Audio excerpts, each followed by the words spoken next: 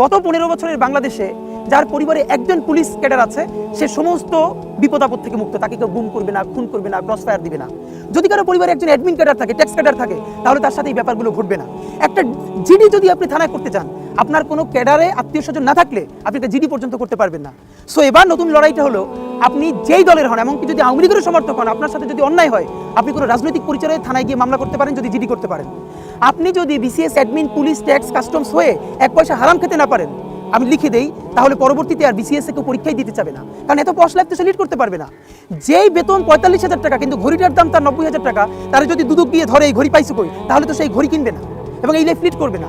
তাহলে তার কি লাগবে? প্রচুর উদ্যোক্তা লাগবে, উদ্যোক্তা হইতে হবে। বাংলাদেশে আজীবন সব সরকার বলে কি, উদ্যোক্তা হও। আপনি গিয়ে 50,000 টাকা উদ্যোক্তা হওয়ার জন্য ব্যাংকে আবেদন করে 5 লাখ টাকা লাগবে সেটার জন্য ঘুষ দেওয়া। মানে এত কমপ্লেক্স প্রক্রিয়া, আপনি জীবনে উদ্যোক্তা হইতে পারবেন। আপনি যদি 2 নম্বর প্রক্রিয়া হন, সব অনুমোদন পেয়ে যাবেন, সব অফিসে গিয়ে ঘুষ দেবেন। আর যদি চান যে না আমি একটু সুষ্ঠুভাবে করব, আপনি পারবেন না।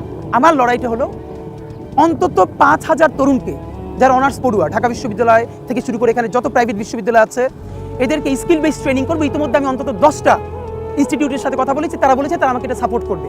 যেমন ল্যাঙ্গুয়েজ ট্রেনিং, অফকোর্স এর মধ্যে থাকবে ইংলিশ, আরবি, ফরাসি, জাতিসংঘের 3টে ভাষা, অ্যান্ড চাইনিজ। যে যেটা পছন্দ করে।